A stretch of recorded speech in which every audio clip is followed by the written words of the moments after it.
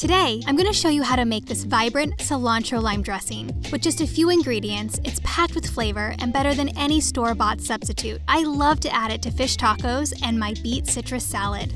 Oh boy, we haven't even started and my mouth is watering. I've gathered everything you'll need for this recipe. Lime, garlic, cilantro, salt, jalapeno, and olive oil. Okay, let's get started. I prepped some cilantro, but I'm going to chop a bit more to make 1 cup. I like to use the stems as well. Nothing goes to waste here. We'll be blending our dressing, so a rough chop is all you'll need. Place your cilantro in a bowl and set aside. I'm just gonna wipe away a bit of this mess. Okay, perfect. Next up, we're gonna use some garlic. I like to use 1 clove.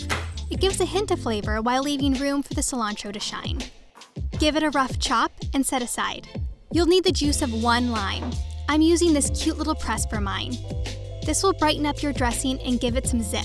Now that we have everything prepped, let's get this party started. If you're enjoying these videos, please be sure to like and subscribe. Thanks.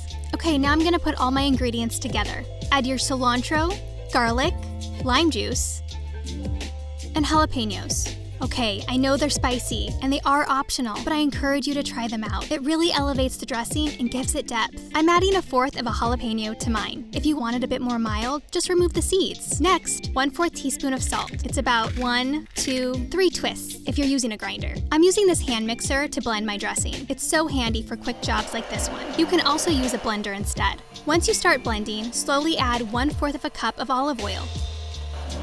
Keep blending.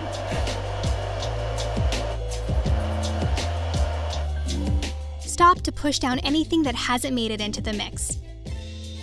Continue blending until smooth. Be sure to keep in mind, over-blending cilantro can give it a bitter taste and darken its hue. I use these little condiment bottles to store sauces and dressings. They're great.